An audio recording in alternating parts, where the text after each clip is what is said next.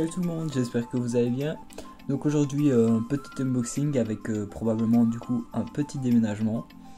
Je ne suis pas encore sûr, je verrai après. J'ai pas encore vu, hein, ici c'est pas encore ouvert. J'attaque directement. Hein. Donc c'est un colis de chez Aesthetic Ants. Donc j'ai un code promo là-bas, hein, donc 10% sur toute la boutique. Donc vous utilisez le code LAMERMECO belge. Ah, le petit porte-clés. Thank you. Avec le petit porte-clés. Hop, donc là-dedans, qu'est-ce qu'on a?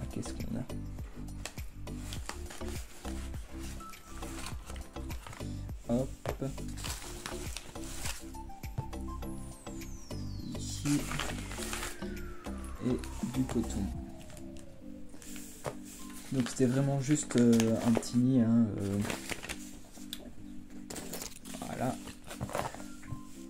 vraiment tout petit, comme ça.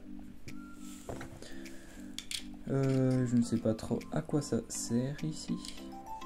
Ah ok, c'est pour le faire tenir plus haut.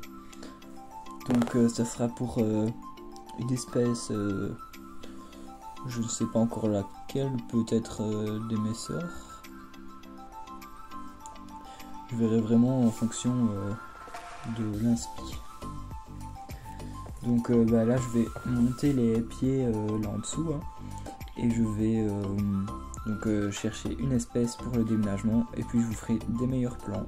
Et voilà donc à l'image l'espèce qui va aller dans le petit nid. Donc j'ai humidifié, hein, j'ai tout installé, j'ai préparé ça. Pour l'instant donc là vous voyez la première aventurière. Donc ça va être provisoire, hein, parce que là vous voyez j'ai un beau couvain, donc à mon avis ça sera vite plein.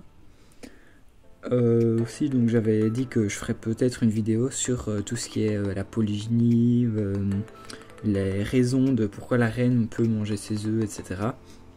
Mais ça sera pas possible finalement, donc ce que je vais faire, je vais tout simplement en parler un petit peu maintenant pendant qu'on regarde les messors. Donc si vous connaissez pas déjà la myrmécologie, donc les fourmis, etc. La polygynie, donc c'est quand il y a plusieurs reines dans une colonie. Donc ça ne peut pas marcher avec toutes les espèces, hein, mais certaines peuvent aller à plusieurs centaines de reines dans la colonie. Ici donc les messors par exemple, ça il y a normalement c'est monogyne, donc il y a une seule reine, mais il y a des exceptions. Ça oui, c'est assez fréquent même en élevage, certains qui arrivent à le faire maintenant.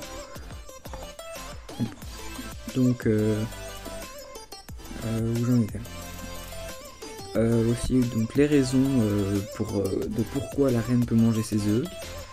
Donc la première raison qui est la plus fréquente, hein, tout simplement le stress. Si elle est stressée, elle va manger ses œufs.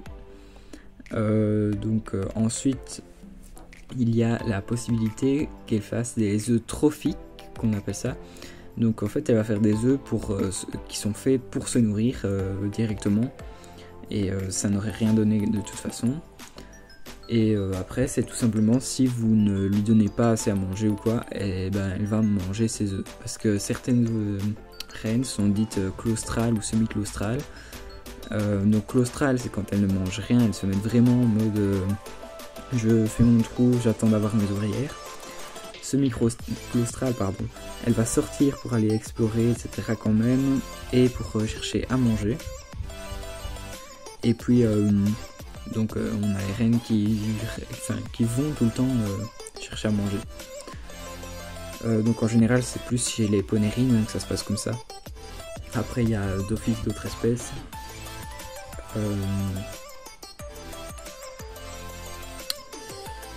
Quoi d'autre? Donc avec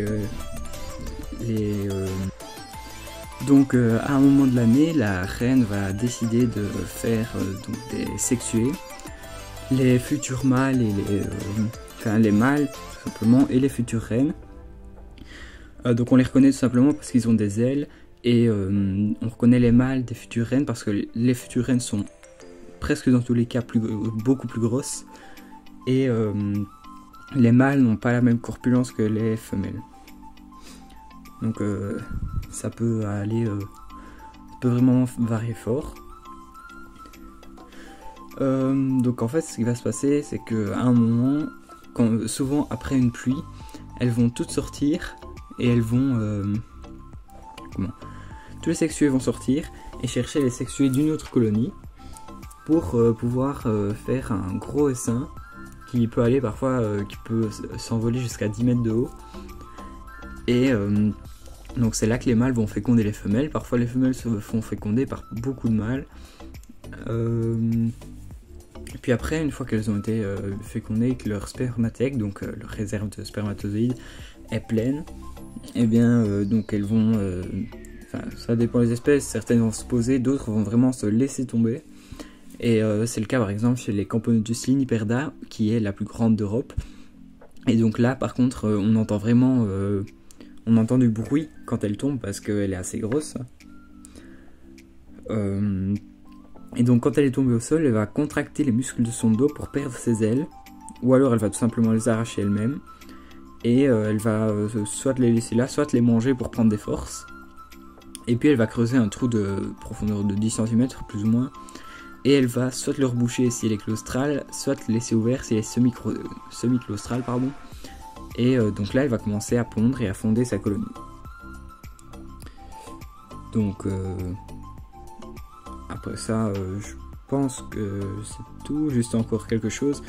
Je pense que c'est les Gamergate que ça s'appelle.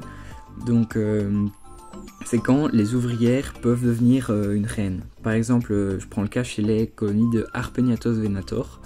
Donc la fourmi primitive, hein, comme on l'appelle, c'est une fourmi qui est vraiment incroyable. La fourmi la plus intelligente. Donc vous pouvez voir ça sur YouTube, il y a d'autres vidéos. C'est vraiment un truc de dingue, la chasse. En fait, ce qui va se passer, c'est que si une ouvrière a été fécondée par un mâle, donc il y a une reine dominante, hein, c'est celle-là qui pondra. Mais si la reine vient mourir et qu'une ouvrière a été fécondée aussi, elle va pouvoir reprendre. Et donc là, l'ouvrière va devenir la reine. Donc ça, c'est certaines colonies, c'est plutôt rare, hein, mais ça arrive. Donc l'abonné qui m'avait demandé ça, j'espère que les explications t'as bien compris et que c'est bon pour toi. Mais sinon, n'hésite pas à reposer des questions.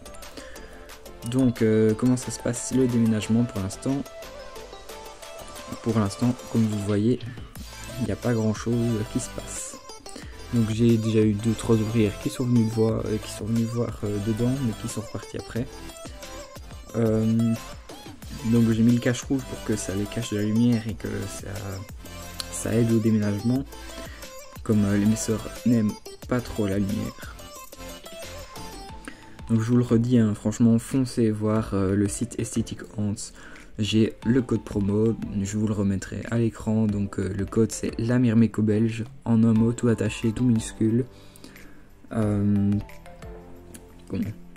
Donc ça vous donnera 10% sur la boutique. Et là ils ont sorti la nouvelle gamme de nids en béton cellulaire. Et franchement ils ont l'air pas mal. Donc après moi je vais pas en acheter, c'est pas parce que j'ai peur de la qualité ou quoi, hein, je vous rassure. C'est tout simplement parce que moi je fais mes propres nids en béton cellulaire, hein. Le plexiglas c'est un peu plus compliqué. Mais donc je vais aussi commencer l'impression 3D et peut-être le bois. Donc j'ai acheté il n'y a pas longtemps des outils. Je vais vous montrer une avant-première un peu. Donc j'arrive, je vais vous chercher un nid.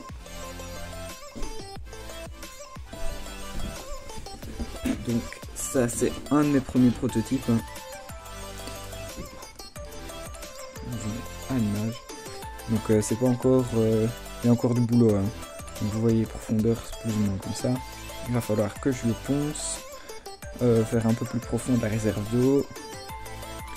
Et puis j'ai encore quelques détails à régler, hein. Mais j'ai pas que celui-là, hein. Pour l'instant j'en ai 5 ou 6, dont des plus gros qui sont pour des colonies qui peuvent aller de 1000 à plus ou moins 1000 ouvrières, ouais, ça peut le faire. Donc on verra ça. Je les vendrai probablement à la bourse de Liège, hein. Je vous en parle maintenant assez souvent.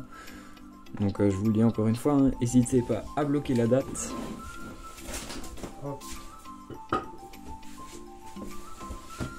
Aussi grande nouvelle du coup chez mes Sanctus, j'ai un cocon et chez mes Fetchenkoi j'en ai 4.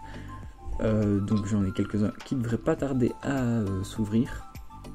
Donc j'ai hâte de voir ça. Je pense que je vais arrêter ici hein, parce qu'il va falloir du temps pour qu'il déménage. Et moi maintenant vous commencez à me connaître hein, sur le montage, je ne me foule pas et je ne vais pas attendre jusqu'à demain matin. Donc je vais les laisser faire tranquillement. Et puis je vous tiendrai au courant sur Instagram. Allez, ciao tout le monde, n'hésitez pas à liker et vous abonner. Ciao.